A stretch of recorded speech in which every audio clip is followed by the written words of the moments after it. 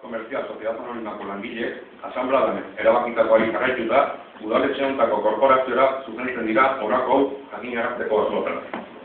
Azaltzen dute, Zorrotz likidazio lehiaketa prozesu batean murgildu da, lau enplegu erregulazio txostenen ondoren. Likidazioaren ondoren, martxoa 21 eta aprilak 15 bitartean, gure kontraktuak etengo dizkigute. Zorrotz Komerzial Sociedad Anonimako 72 langileek kalean ikusten dugu geure burua. Fogasaren kalte saria jasota eta bakoitzari dagokigun langabezia prestakuntzarekin.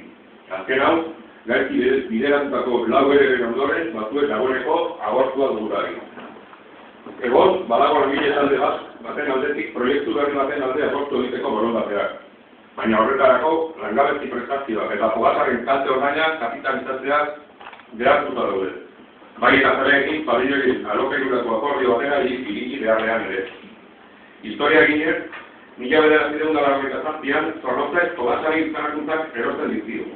Horretarako, eta Zorrotzek gizartea segurantzarekin dituen zorrak zirela eta erosketari aurre egin ezin zuenez, Foru Aldundiak bitartekari lanak egingo ditu eraikin erosiz lanpostuak mantentzearen baldintzarekin. Bai, mantendu ziren bai, baina pabelloiak Placas y Montes enpresaren izenean jarri ziren. Zorrotzek, enpresa paralelo honi ordaindu beharko zizkion alokairua aurrerantzera. Salneurrira, 27 milioiko izan zen, eta egungo balorazioa 5.080.000 da. Bederatiro milioi gutxi gora bera behera.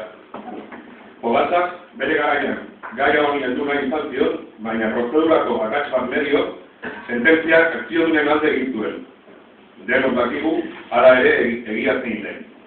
1993an, eta krisi garai batean murgilduta, enpresak jarduerarekin jarraituko batzuen likidatu beharra proposatu zuen. Horrekin, ordurarte lortutako eskubide guztien galera ekarriz, bai eta aintzinatasuna ere. Hori gutxi balitz, 70 langile kontratu berriekin gure soldatak izoztu zizkiguten, eta kobratuko ezkenituen ordu estrak sartzera behartuta. Eta gaur da eguna, jakin duguna bi gerente mantendu ditugula. Alberto eta Cruz Etxeberria bitaratu ganaiak. Bakoitza 192.000 soldatarekin, euroko soldatarekin. Dietak, kotxeak, bidaiak, aparte zakinak. Edorok, badaki hau irabazirik gabeko enpresa batean nola lortzen den. Langileek soldata batzuak mantendu.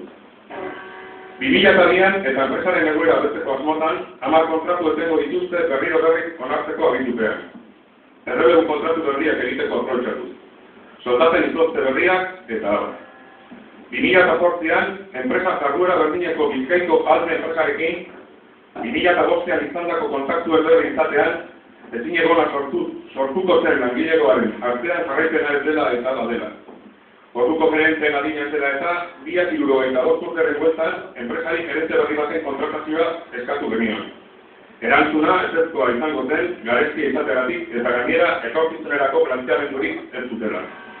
Bide batez, proposamen duinetara zabalik zaudela erantzun ziguten, eta orduko gerenteak beste 3 edo 4 urte jarraituko zuela esan zeudu. 2009an, langile talde batek enpresaren jarduera eskuratzeko proposamen bat luzatu zuen. Habek ez zuten gustokoa izan eta honek talde kudeatzailearekin liskarra sortu zuen. Zuzendari komertzialari alde egitea komendatu zioten, ondorio bestari komertzialaren alde egitea eraginen. Honekin, sare komertziala erabat desegindu. Langile taldeak bigarren proposamen bat luzatuko zuen, hau ere bazkartu izan zelari. Garai honetan ere, enpresa batzordeak kapital aportazio bat eta gerente berri baten aukeraketa eskatuko zuen. Honezpena eman zuten eta Eusko Jaurlaritzak bideratu planaren barruan sartzeko borondatea erakutsi zuen. Baldintza bakarra jarri zuten. Pabelloiak Zorrotz enpresaren esku guztea aportazioa egin ahal izateko. Jabek ez eman zuten. Honekin, enpresak aurrera egiteko zuen borondate eza eta aurrekari espekulatiboa. 2008ko jailean aurrekariak ikusita gizarte segurantzak eta aldez aurretik abisatu gabe Zorrotz enpresaren kontuen baitura preventiboa egin zuen. Ondorioz, kreditu bide guztiak moztuz eta alabearrez, egun bizi dugu lehiaketa prozesuan murgildu arazu. Beraz, Legazpiko Zorrotz Komerzial Sociedad Anonimoko langile batzordean erabakizuten enpresaren egoera udalari egaraztea. Akordio hau, joanen otsailearen 16an jarri zen udal ordezkari jakinean. Horregatik, honako puntu hauek, gaurko batzar orokorrean eztabaidatzea eskatzen dugu. Bat, zorrotzeko jabeek duintasunez indemnizatu ditzatela langile guztiak. Bi, proiektu berri baten alde egiten duten langileen esku beharrezko baliabideak jarri ditzatela. Eta hiru, udaletxeak berak jakinarazi diezaieen premiazko plenoan adostutako akordioa zorrotz eta Plaka Simondes enpresei biak berdina izan da ere. Botau da, eskertzen dugu, eta ez dakit enpresaren aldetik zuekin ze disposizio edo azaldu duten gauko. Así, bueno, para que no sepa, pues la única manera que hemos encontrado de que la empresa hable ha sido trayéndoles al ayuntamiento, porque en la empresa, para empezar, el gerente no aparece por la empresa, ya no va, solo recibe su sueldo en casa. Y nada, como es una persona que no piensa en la empresa, le da absolutamente igual que se hunda o que no. Entonces, estamos sin gerente, llevando nosotros la empresa como podemos hasta el día que después la cierre. Entonces, sin más, pues les habíamos traído hoy aquí para ver si mediante el ayuntamiento mostraban un poquito de vergüenza torera y se expresaban un poco con vosotros, porque nosotros, aparte de largas mentiras y demás, como se puede saber ahí.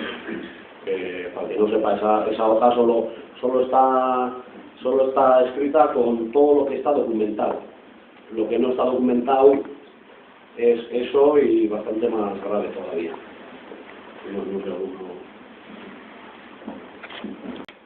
Bueno, votar, kontrako botoak, abstentzioak. Mozioa nazional, horrela. Ahora, usatu dira